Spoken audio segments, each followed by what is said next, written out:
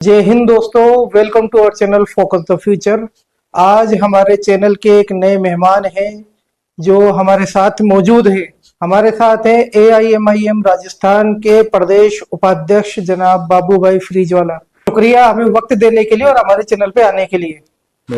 जी, सबसे पहले हम बात करेंगे, अभी जो बिहार चुनाव को लेकर सबसे ज्यादा आरोप लग रहा है MIM पार्टी के अंदर, खास करके उसमें यह कहा जा रहा है कि MIM पार्टी ने महागठबंधन को हार कराने के लिए, यानी उसको हराने के लिए बीजेपी की मदद की। देखो, असद साहब ने खुलेआम जी मंच के माध्यम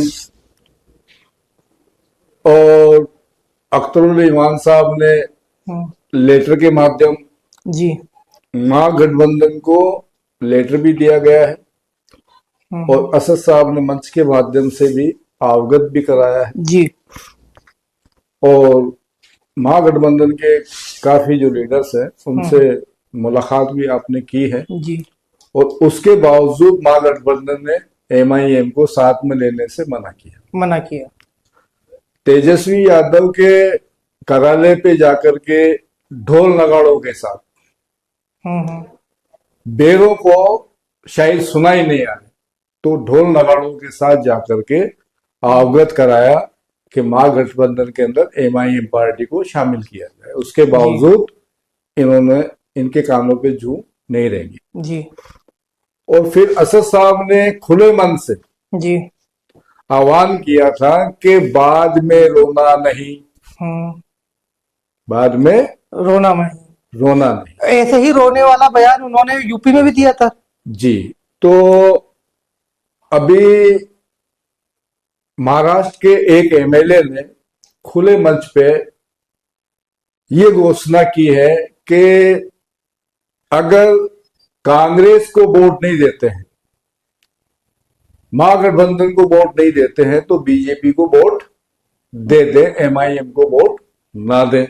तो आपको ध्यान रखना, एक बार अगले चुनाव में बीजेपी को वोट दे दो, लेकिन गलती से आपका वोट खराब करके MIM को वोट मत दो। ये बात मैं आपको बहुत बिल्कुल यहां पे कहने आया हूं। मैं पिछली सभा में था देश की जी। इसी प्रकार बिहार के अंदर जब चुनाव चल रहे थे तो तेजस्वी यादव ने मंच के माध्यम से खुले आवाम के सामने ओपनली बोला था, बिल्कुल ओपन, कि अगर महागठबंधन को वोट नहीं देते हैं तो बीजेपी को दे दे। तो अब ये बी टीम MIM में है या महागठबंधन जी। ये तो जनता को नहीं, तेजस्वी यादव की अपोजिट पार्टी है बीजेपी, तो वो कैसे कह सकते हैं बीजेपी को वोट देने के लिए? तो कांग्रेस के MLA भी हैं, कुछ आपको वीडियोस देंगे, वो आप आराम से दिखाइए। नहीं, उसमें तेजस्वी यादव की क्या नजरिया रहा होगा उसके बारे में पूछना चाहता था आपसे। देखिए, आज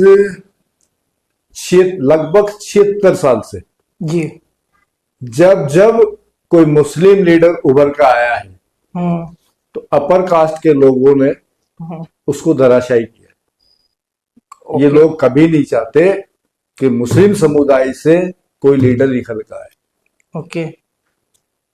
तो इनके अभी हौसले परस्त हैं। आज MIM पार्टी ने 6 सीटें बिहार के अंदर 5 सीटें बिहार में निकाली हैं और इस महागठबंधन की वजह से हमें करीब 12 सीटों का नुकसान हुआ है। 12 सीटों? जी, इनकी वजह से हमारी वजह से ये महागठबंधन नहीं आ रहा है जी, हम इनकी वजह से 12 सीटें आ रही हैं। ओके, मतलब आपकी समीक्षा में ये चीज निकल के आई है? जी, करीब हमारी 16 से 17 सीटें हमारी निकलती, हम इनकी वजह से 12-13 सीटें हम हारे। क्या महागठबंधन MIM को गठबंधन में अपने शामिल ना करके क्या पछता रहा होगा? अब ये तो देखो आने वाले वक्त पे जी, अभी जो आगे चुनाव आएंगे इसके अंदर ये महागठबंधन अगर कुछ सोच विचार अगर रखते हैं तो शामिल करेंगे शायद, इंशाल्लाह। नहीं, महागठबंधन की लगभग 42 के आसपास सीटें। अब जो है जी। जहां तक मैं अनुमान लगाता हूं तो असद साहब इनके पास नहीं जाएंगे, नहीं जाएंगे। अब नहीं जाएंगे। हाँ, अब नहीं जाएंगे। और आज के MIM पार्टी आज नेशनल पार्टी, जी। तो ये छुट भैयाओं को जो साथ लेकर घूम रहे हैं महागठबंधन के अंदर, तो MIM पार्टी तो आज नेशनल पार्टी। जी। क्या परहेज है इनको? ऐसा हाँ, परहेज ऐसी महागठबंधन में ऐसी कई पार्टियां जिनका सिंबल तक फिक्स नहीं है। जब उनको आप ले सकते हो तो जी। एक नेशनल पार्टी को लेने से परहेज क्या? तो इसका एक सीधा सा ये उदाहरण जो मैंने दिया, लगभग 76 साल से जी। जब जब मुसलमान पॉलिटिक्स में अप पे जाता है तो ये अपर कास्ट के लोग उसको नीचे लाने में समय नहीं लगाते। जी, लेकिन वो ऐसा क्यों करते हैं? किसी मुस्लिम लीडरशिप को वो पैदा क्यों नहीं होने देते? अभी माना जाए तो कांग्रेस के अंदर भी मुस्लिम लीडर है, हालांकि मुस्लिम लीडर पॉलिटिशियन है, जी, लेकिन वो लीडर नहीं, जी। उनके मुंह पे टेप लगाते हैं। जी। वो अपने समाज के हक के लिए आवाज बुलंद नहीं कर सकते। जो आज पूरे हिंदुस्तान के मुआशरे के अंदर आंखें घुमा करके देखेंगे तो केवल मात्र असद साहब ही मिलेंगे। तो आपका कहने का मतलब ये है कि जितनी भी सो कॉल्ड सेकुलर पार्टियां हैं उसमें जितने भी मुस्लिम लीडर हैं वो कभी भी अपने समाज की बात नहीं कर सकते, एक का नाम लेकर दिखा दीजिए, बता दीजिए, और जो करेंगे उनको दबा दिया जाता है। वो दबा दिया जाएगा या हटा दिया जाएगा। क्योंकि इनका एक मकसद ये है कि अगर माइनॉरिटी का कोई भी MLA या मंत्री अगर आवाज उठाता है तो हमारे अपर कास्ट के वोट कट जाएंगे। अच्छा, बीजेपी का तो क्लियर है कि वो मुस्लिम लीडरशिप पैदा करना चाहती ही नहीं है। जो लोग बीजेपी से जुड़े हुए भी हैं वो उनको भी टिकट नहीं देती। देखो बीजेपी, लेकिन ये सेकुलर पार्टियां भी क्या मुस्लिम लीडरशिप खत्म करने में लगी पड़ी? बीजेपी का जो फड्डा है जी, वो जी, आसान है। जी। उन्होंने एक जो इस 11-12 साल के अंदर 13 जब से मोदी सरकार बनी है जी। तब से लेके आज तक इनका जो इन्होंने एक ऐसा एक चीज फिक्स की है कि भाई अपर कास्ट एक माइनॉरिटी को छोड़ करके अपर कास्ट को या SC ST को साथ लेकर के कि सिर्फ हिंदू मुस्लिम करते जाए और वोट बटोरते जाए। जी। जी। आज शिक्षा पे चिकित्सा पे या आम आदमी जो हिंदुस्तान का आम इंसान है उनके बारे के अंदर कोई बात नहीं। अच्छा, मैं आपसे एक अगला सवाल ये करना चाहूंगा कि बिहार के अंदर जो लोग आजकल वीडियो जारी हो रहे हैं जी, बिहार के कई हमारे मुस्लिम समाज के लीडर ही हैं, वो भी उनकी भी वीडियो न्यूज टीवी पे आते हैं। वो लोग ये कह रहे हैं कि MIM के चुनाव लड़ने से हमें नुकसान हुआ।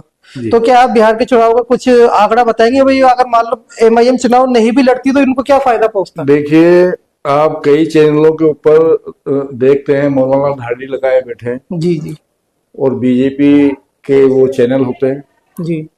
और देखने को मिलता लगता है ऐसे जैसे इमाम साहब बैठे हैं, क्योंकि वो पॉलिटिशियन नहीं है, वो इमाम है। तो उनको क्या है कि 10,000 5,000 का प्रोग्राम नहीं, वो इमाम भी, इनको इमाम भी नहीं कहा जाता। बात को समझो, बात एक ही है, बात एक ही पकड़ के लाना। क्योंकि जो बोल रहे हैं तो उनके मुंह पे तो पैसे ही टेप लगी हुई है पहले ही। नहीं, ये मैंने तो जो आपको अभी पहला अवगत कराया है कि मुस्लिम लीडर जो कांग्रेस में है या महागठबंधन के अंदर जो है तो उनको तो पहले टेप लगी हुई है ना। नहीं बाबू भाई, मैं आपसे ये कहना चाहता हूँ कि जितने भी मीडिया चैनलों पर, डिजिटल मीडिया पे या प्रिंट मीडिया पे जितने भी मौलाना लोग जो दाढ़ी बढ़ा के आते हैं वो RSS के मुस्लिम राष्ट्रीय मंच से कहीं ना कहीं से उनका ताल्लुकात होता है, जुड़े हुए होते हैं। जी, जी। और RSS की ये है कि ये एक आइडियोलॉजी है कि वो कुछ ऐसे मुसलमानों को देती है जो ओहदों के लालची होते हैं, जो पैसों के लालची होते हैं। बस वही लोग राष्ट्रीय मुस्लिम मंच में जुड़े हुए होते हैं और वही लोग मीडिया चैनल पे जाके अपने समाज को शर्मिंदा करते हैं, एक तरीके से देखा जाए तो। जिस तरीके से ये अनभक्त जी भाजपा में पाए जाते हैं, हाँ, वैसे हमारी कौम में भी अनभक्त बहुत है जो कांग्रेस में पाए जाते हैं। बिल्कुल। उसको आपकी पार्टी के लोग क्या कहते हैं? जुम्मन। जुम्मन। तो जी जैसे कि अब बिहार को लेकर चलते हैं, हाँ तो बिहार की टोटल सीटें जो है हाँ। 243, 244, जी जी नहीं 243 ही जाएगा। 243 सॉरी। हाँ, जी जी और AIMIM ने 25 सीटों पे चुनाव लड़ा है। अगर ये मान लीजिए कि अगर आज AIMIM पार्टी बिहार शरीफ के अंदर अगर चुनाव नहीं लड़ती है तो भी इनकी सरकार नहीं बनती है। तो ये हार का हाँ ठीकरा 142 122 का आंकड़ा तो ये फिर भी नहीं छू पाता अगर एमआईएम नहीं भी लड़ती। कि सरकार 122 पे बने, जी जी तो वो आंकड़ा इनको फिर भी नहीं था। तो ये जो हार का ठीकरा जो है हम पे नहीं फोड़ करके खुद के अंदर कांग्रेस को, महागठबंधन को मंथन करना चाहिए। जी देखिए, कांग्रेस अगर अपनी आइडियोलॉजी अगर चेंज नहीं करती है जी तो जो मुस्लिम बहुल्य क्षेत्र है या मुस्लिम वोटर्स है, तो अब मुस्लिम वोटर्स जागरूक हो गया है, समझदार है, पढ़ा लिखा, पढ़ाई में भी रुझान है। तो ये जो 70 साल से जो डरा धमका करके वोट लिए जा रहे थे, अब वो नहीं चलेगा। आपका अगर मैसेज क्या देना चाहोगे मुस्लिम कौम को बिहार चुनाव के बाद आपकी पार्टी की तरफ से? बिहार शरीफ के तमाम उन जागरूक, पूरे इंडिया को लेकर, बिल्कुल नहीं, पहले मुसलमानों मैं बिहार शरीफ से ही बात कर जी, रही जी, हूँ। जी। तो मैं बिहार शरीफ से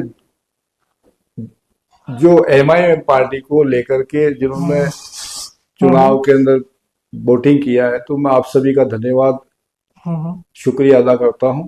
और आगे भी भविष्य के अंदर इंशाअल्लाह आपको विश्वास दिलाते हैं कि बिहार शरीफ के अंदर जो 5 MLA हैं वो दिलो जान से वहां पे काम करेंगे। जी बहुत बहुत शुक्रिया बाबू भाई हमें वक्त देने के लिए और हमारे चैनल पे आने के लिए। जी ये थे हमारे साथ AIMIM राजस्थान के प्रदेश उपाध्यक्ष बाबू भाई फ्रीजवाला। आपको मुझे उम्मीद है कि आपको इनकी बातों से थोड़ा बहुत इनकी बातों का आपको थोड़ा बहुत असर करी होंगी। मिलते हैं आपसे अगली वीडियो में। शुक्रिया।